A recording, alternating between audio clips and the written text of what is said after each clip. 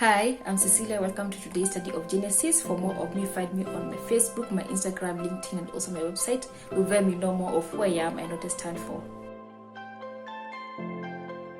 In today's study of Genesis, we're continuing on with Genesis chapter 24, and today we're going to look at from verse 10 all the way to 28 and learn from what happened next. We know last week we talked about Abraham and how he called upon his servant, the oldest in his household, to go back to his land in the region of Mesopotamia, or the land of Ur of the Chaldeans, where he will find a wife from his own kindred, that is his brother Nahor, who was still living there, and bring a wife for his son Isaac. You know, previously Abraham had been called by God from the land of Ur, from his kindred, to the land of Canaan, where it was the land of promise, and God had promised to give him that land as a possession, and also that he will have an offspring that will be as many as the stars in the heaven and the sand in the seashore. And Abraham believed in the promises of God, and he lived there for a very long time, to the time where Isaac was born, at around 25 years that they were living in the land of Canaan. And also he lived on to the point where his wife Sarah had died, and now we are told that he was old and advanced in years, and he thought it fit for Isaac his son to have a wife. And since he himself could not go back to his kindred, he sent his servant, and also he did not want his son Isaac to marry any of the Canaanite women, because they were worshipping foreign gods. Like, they will not worship, or they will be able to lure his son away from the worship of the true Yahweh, whom he worshipped and whom he introduced his whole household to him, to the worship of Yahweh, that is. And today we're going to continue on now, after the servant was told to make a treaty with Abraham. Like we learned last week, he was told to put his hand under his thigh, meaning that is an act of submission, so that he would swear that he will actually go to the land of the Chaldeans, where Abraham was from, and find a wife from his own kindred who will be suitable for his son Isaac. So today we're going to look at 10 to 28 and hear what happened next. Then the servant took 10 of his master's camel and departed, taking all sorts of choice gifts from his master. And he rose and went to Mesopotamia, to the city of Nahor. And he made the camels kneel down outside the city by the well of the water at the time of evening, the time when we may go out to draw water. And he said, O Lord, God of my master Abraham, please grant me success today, and show steadfast love to my master Abraham. Behold, I am standing by the spring of water, and the daughters of the men of the city are coming out to draw water. Let the young woman to whom I shall say, please let down your jar, that I may drink, and who shall say, drink, and I will water your camels, let her be the one whom you have appointed for your servant Isaac. By this I shall know that you have shown steadfast love to my master. Before he had finished speaking, behold, Rebekah, who was born to Bethuel, the son of Milcah, the wife of Nahor, Abraham's brother, came out with the water jar on her shoulder. The young woman was very attractive in appearance, a maiden whom no man had known. She went down to the spring and filled her jar and came up. Then the servant ran to meet her and said, please give me a little water to drink from your jar. She said, drink, my lord. And she quickly let down her jar upon her hand and gave him a drink. When she had finished giving him a drink, she said, I will draw water from your camels also until they have finished drinking. So she quickly emptied her jar into the trough and ran again to the well to draw water, and she drew for all his camels. Then the man gazed at her in silence to learn whether the Lord had prospered his journey or not. When the camels had finished drinking, the man took a gold ring weighing a half shekel and 2 bracelets for her arms weighing 10 gold shekels, and said, please tell me whose daughter you are. Is there room in your father's house for us to spend the night? She said to him, I am the daughter of Bethuel, the son of Milcah, whom he bore to Nahor. She added, you have plenty of both straw and fodder and room to spend the night. The man bowed his head and worshipped the Lord and said, blessed be the Lord, the God of my master Abraham, who has not forsaken his steadfast love and his faithfulness toward my servant. As for me, the Lord has led me the way of the house of my master's kinsmen. Then the young woman ran and told her mother's household about these things, and that is the word of God. From what we have read, what can we observe from the passage? The servant, we know firstly, the servant went ahead to take on the journey back to Mesopotamia, the land where the kindred of or kinsmen of Abraham lived. And he took with him gifts that he could give to the woman that he would find, or the family, so that as a gift, so that she may be able to come back with him to the land of Canaan. We also know that he arrived in Mesopotamia He arrived in Mesopotamia in evening time, at the time where women from the city would come out to draw water from the well. And he prayed for God's favor at that point. So, and proposed to God a way in which he may be able to recognize the wife that he has chosen for Isaac. We are told in verse 14 where he tells God, "Let the young woman to whom I shall say, please let down your jar that I may drink, and who shall say, drink, and I will water your camels, let her be the one whom you have appointed for your servant Isaac. By this I shall know that you have shown steadfast love to my master." So he prayed to God for favor and also told God how he will want it to be revealed to him. And we know that while he was still praying, Rebecca, who was the daughter of Bethuel, who was the son of Nahor, Abraham's brother, came out. And since as he was praying, he just went and approached her and asked her to give him some water to drink. And we are told that she was an attractive woman, and also she was a virgin, that is Rebecca. And also Rebecca responded to the servant just as he had prayed to God, like he offered water for him and also offered to water his camels together with him. Then he was amazed by it. We are told in verse 21 that the man gazed at her in silence to learn whether the Lord had prospered his journey or not. So like how he had prayed for this sin to happen, that is how it happened, and he was amazed by it. And we are told that he asked about her family and where she is coming from, and also asked whether they will have room for him and his camels to lodge. And she told him of her lineage, and that is when he learned that actually Rebecca is the, what would we call, like a great more like a grandchild to Abraham, because she was a grandchild to Abraham's brother, that is Nahor. So she told him of the lineage and offered a place for the man and his luggage to lodge. And then we're told that the man responded in worship. He prayed in verses 27 where he said, "Blessed be the Lord, the God of my master Abraham, who has not forsaken his steadfast love and his faithfulness toward my master. As for me, the Lord has led me in the way to the house of my master's kinsman." And that was actually the prayer also of Abraham, that the servant will find a wife for his son Isaac from his own kinsman. That is what Abraham had asked him at the start. And we can see here that also God responded to the prayer of Abraham, so that the girl that he met was the one that was actually from the kindred of Abraham. And we also learned in the previous chapter that Abraham was told, in chapter 22, Abraham was told that his brother Nahor is still alive and he has children and also has a grandchild called Rebecca. So here we see God working in mysterious ways and making the plans that they had come to pass. So from what we have observed, what can we learn from the passage? Firstly, we know that the servant acted in obedience to Abraham. He did not go to another land and got a wife and brought it to Abraham, because Abraham at this point was old, probably would not have recognized that this one is not my kinsman, not from my family. But he went straight to Mesopotamia. He did not go to any other land and got a wife, nor did he went to a Canaanite woman and told her to act as if he was a Hebrew, but he went to the land where Abraham had sent him to. He was faithful to his master. He went to the place where Abraham had sent him. And also he was obedient. He responded with obedience. He went straight away. And then he was a generous man, can say. We can pick that up from the passage that we have read, where we are told that he took camels and choice gifts from his master. So he was generous he was willing to give gifts to the woman he will come, or the woman who will agree to come with him. He took with him gifts that he will give to the woman that he found. And also we can learn that he believed in the God of Abraham. So we see that Abraham was also an elder or a leader in his own household, a spiritual leader, so that the Lord that whom he worshipped, also his servant worshipped him, because they had observed how he dealt with God. So we see that his servant picks up on the belief that Abraham had towards Yahweh. So he believed in the God of Abraham. He prayed that God would lead him to the right woman. The prayer that he made in verses 13 and 14, so that God would lead him to the right person. He was keen to act on what he had prayed about and watch God answering his prayers. So he did not just make a prayer, then sit down and wait for someone to come and offer, but he also went ahead and asked the first lady he saw. Rebecca was the first one he saw coming out of the city to draw water, and he's the one, and he approached her firstly and asked her to help him with water.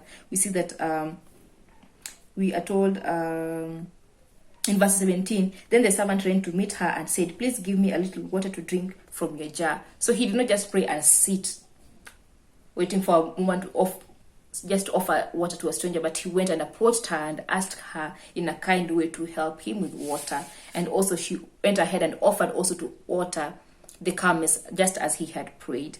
And you can see that God had purposefully chosen Rebecca. She is the one who came out and acted upon what the servant had prayed for, so that God was also in on Rebecca being the wife of Isaac. So that exactly how he prayed, that is how it turned out. And the woman who happened to be the chosen one was Rebecca.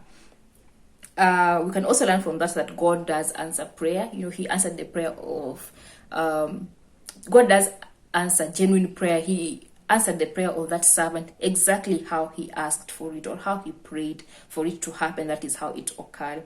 And we can also learn that through the passage that Rebecca was a welcoming and a hospitable person. She offered to draw water for him to drink, and also draw water for the camels to drink. Camels drink a lot of water, and she was willing to draw all of that water. And also we have seen from the passage that later on she offered also their home. She told him that we have a place for you can dwell in. We are told that in verse 25 she says, we have plenty of both straw and fodder and room to spend in the night. So here she also went ahead to offer a place for the servant and also his camels, that they may eat, they may find a place to rest during the night. So she was hospitable, she was welcoming, and also she was respectful towards him. We are told when she met him, she said in verse 18, drink, my lord. So the fact that she used the word my lord is a sign of respect, a sign of honor, that she honored even those strangers that she did not know, because at this point she did not know that this man is related to one of her relatives, but she still called him Lord.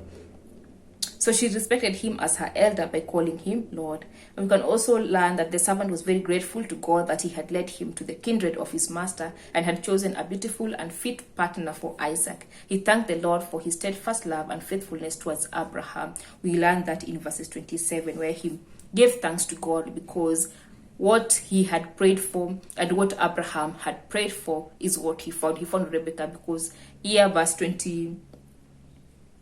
24, he learned that Rebecca was actually in the lineage, or in the kinsman, was a relative to Abraham, the one that Abraham actually wished. And then God answered the prayer of Abraham that he would go before his servant and help him get a wife from his kindred. God went before him and prepared, so that at the time that he reached the well, it is the time that Rebecca was coming out. And Rebecca was actually part, a family member to Abraham, because he was the granddaughter of his brother Nahor. So we can see God's work behind the scene, as Abraham had prayed in the previous study, that God will send an angel before his servant and prepare a way for him, so that he may be able to be successful in the search for Isaac's wife. And that is what happened. We can also learn that God also rewarded Abraham by him not allowing his son to go back to Mesopotamia, and also not taking a Canaanite wife for his son. So it was like a reward that because you have trusted in the promise that I've given you, not to leave the land of Canaan, the land of promise, by not sending your son back to Mesopotamia, and also for not allowing your son to be involved with the women of the land that you are in, because they were pagan nation, or they were pagan people worshipping different idols and gods. So you can see from that it was also a reward to Abraham's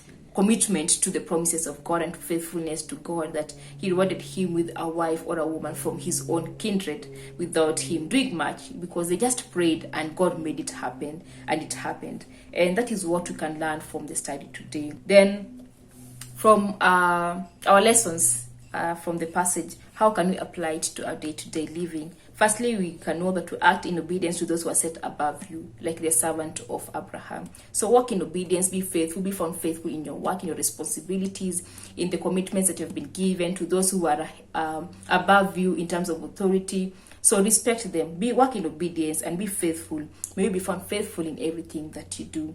Then pray for God's favor in all that you do. So if you think of doing something, we see Abraham was thinking of getting a wife for his son Isaac. He prayed he asked God to go before the servant. And also we see the servant, what he did, he prayed before he even went ahead and spoke to any woman or any person in the village. Because in that town, I'm sure he did not know anyone. So he did not know who belongs to Abraham and who does not. So that's why he prayed for God's guidance. And God led him directly to the person that he needed or wanted. So pray for God's favor before you do anything else. Make sure prayer is the first thing you do before you act on any of your thoughts, any of your plans, any of your schemes, anything else. Make sure that you pray first. Then act upon what you have prayed for. Don't just pray and then sit and wait for it to happen miraculously. The servant did not just pray and wait by the well. He approached the first woman he saw, and that was the person whom God had chosen. So act upon your prayers also. Take responsibility for your own ideas or for your own interests. Take responsibility for them. So just don't just pray, but also act on your prayer. Act upon what you have already prayed, believing that God is leading you to the right place. Be hospitable towards strangers. You never know from whom the blessings of God comes from. Like when Rebecca responded to this stranger with camels, she did not know that ultimately this stranger is coming to take her to her future husband. And she did not know that this stranger is coming with gifts to gift her. We are told that she was given a ring of gold and also breastplates of gold. The gifts that she did not know, she was not aware that she would have when she talked to this stranger or when she responded to the needs of this stranger. But be hospitable, be generous, be kind to those strangers around that you do not know, because you never know whose angel you're entertaining, or if you're entertaining the angels of God even. So that is other thing we can apply to ourselves. The other thing is preserve yourself and not give in to the trends of the world. We are told that Rebecca was a virgin. It is written that she did not know any man, or no man had known her, meaning that she was a virgin. So she preserved herself despite what was going around in the trends. In the day and age that we live in, it is not fashionable to be a virgin. It is not fashionable to be single. It is not fashionable to be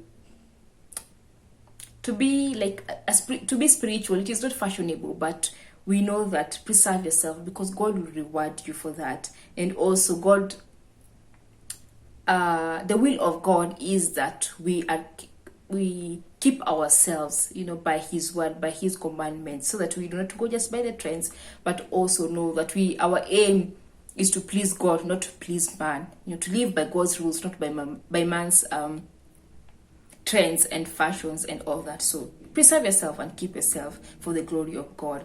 And then we also need to watch and see how God will answer our prayers, so that we don't just pray and move on and forget about it, but to be attentive, to observe and see God responding to your prayers. We see with the servant how in verse 21, the man was amazed and gazed at her in silence, learning whether the Lord had prospered his journey or not. So he saw how Rebecca had responded to him, and he took back and he meditated or thought about what had happened to see whether it was the Lord who was answering his prayer. In verse 21, yes, so it says that the man gazed at her in silence to learn whether the Lord had prospered his journey or not. So he was keen to watch and see how God will answer his prayer. So be watchful, be observant, and see how God answers your prayer, so that you are able to notice when he has answered your prayer, so that you're not going from one thing to the next, to the next, to the next, and not able to realize that all the other things you have ever prayed for, God has answered them, but you were never attentive or ready or paying attention to see or learn him, to see and watch, to see the prayer coming to life. Yes, that is. The last thing is always remember to give thanks always. Like the servant, he saw that God had prospered his ways, or had prospered his assignment, and he went on to thank God for it. He did not just go on with life, trying to go to the home and tell the parents and things like that, but he remembered to take a moment and pray and thank God for prospering his ways. And yes, that is what we can learn today from the book of Genesis 24, 10 to 28. I hope you have learned something today. If there's anything else that you have learned I have not mentioned, please write it down in the comment section. And I thank you for joining me today. Until next week, when we see each other again, goodbye and God bless you.